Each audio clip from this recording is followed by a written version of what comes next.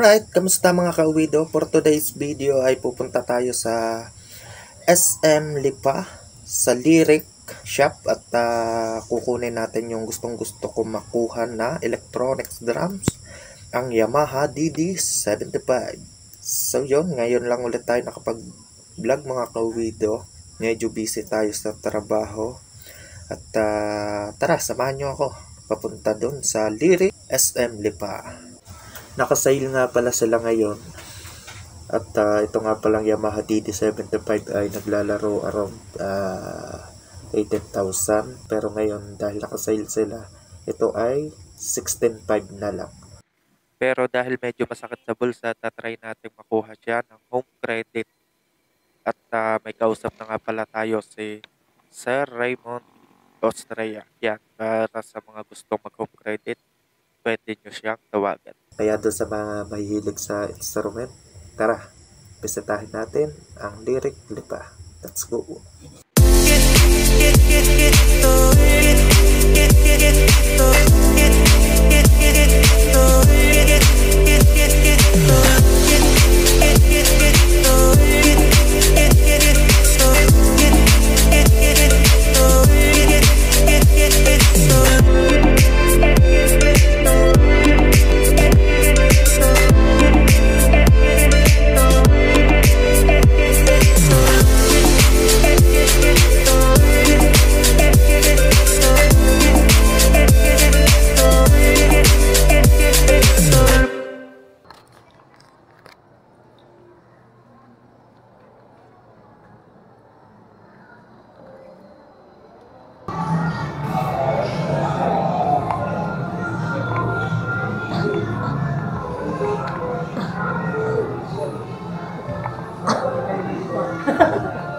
Basta sa yung biyahe. Nalay. Ito sa yung available na biyahe. Ganito yun, di ba? Drum set po ba? Yes. Ito. Naka-seal pa po siya, 16.5. Dati po siyang 18.90. Ay sir, pa-download na lang po ng home credit apps. May download po ba? Download mo. Bago pa. Pero isa pa naman. Drum electronic. Ang price po.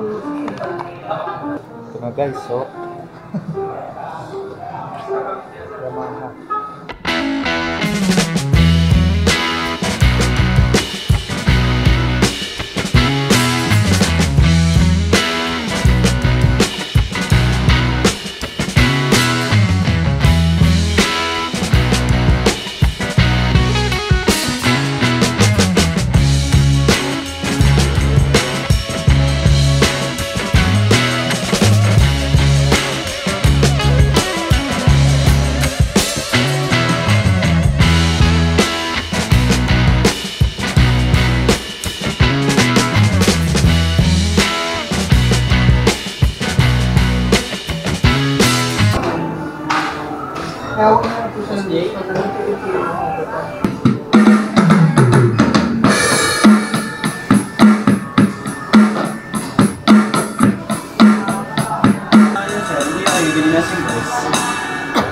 Singles.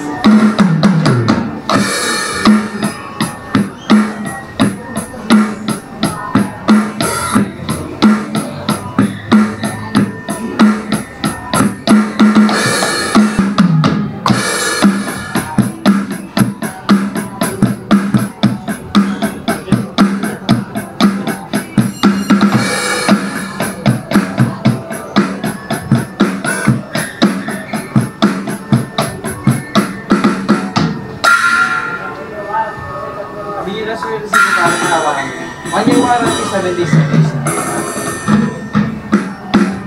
Yung isa ko, walang yung murang maninang palo. Meron na ako, yung nabitik lang. Wala Hindi alam ko yun. Sigat sa Facebook. Kahit maninang palo, wala ko. May dynamic. Diba talaga yung answer? Nice sir. Bali, papos.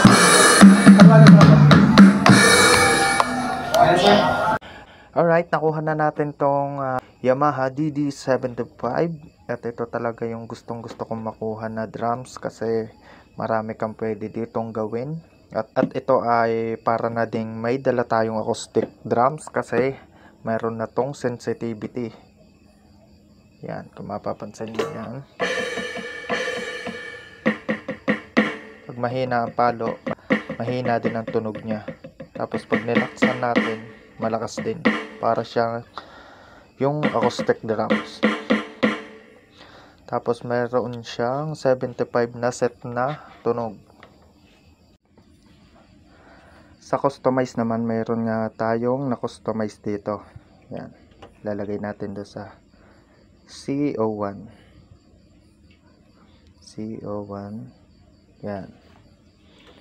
Snare. Tom 1. Ito ginawa nating stick.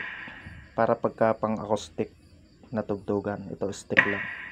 Kasi hindi katulad naman doon sa snare drum na pinapalo mo to sa tabihatik doon sa may bakal. Ayun yung stick. Ito, nilipat natin dito. Tapos gumawa tayo dito ng ito, binago natin. Oh, di ba? Ang ganda ng tunog, no? Oh.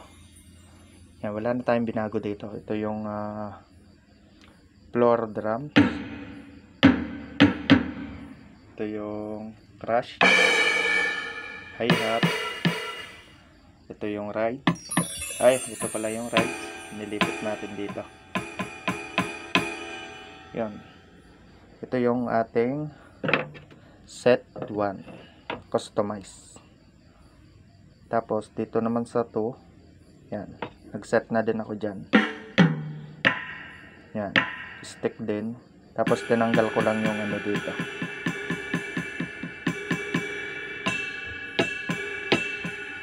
Tapos ito yung bell. So yun, pwede tayo mag-customize hanggang 10. Dalawa pa lang yung nababago ko dito. Dalawa pa lang mga kawido. Dito kasi sa electronics drum, sasaksak ka lang dun sa output nito papunta dun sa mixer. Tapos mixer papunta sa B8. Tapos B8 papunta naman dun sa camera. Kaya madaling mag-recording gamit tong Yamaha DD75 electronics drums. So yun, marami namang iba't ibang klase ng electronics drums. Pero ito talagang Yamaha ang napili natin kasi gusto ko yung setup niya. Gusto ko yung design niya. Kasi dito yung hi-hat, tapos ito yung snare. Yung iba kasi naandito sa gitna. So pag dito parang medyo naka-ekis din yung ating kamay. Para pagdating natin sa acoustic drums, hindi tayo maninibago. Ayun ang nagustuhan ko dito sa forma nitong Yamaha DD75. Tapos yun nga, madali siyang dalhin. Pag may gig kayo or practice sa ibang lugar, madali siyang dalhin.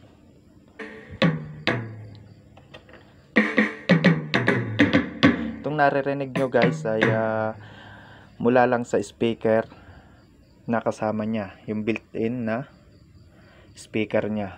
Pero pag to ay sinaksak natin sa mixer, tapos dun sa mga malalaking amplifier, ay malakas ang tunog niya.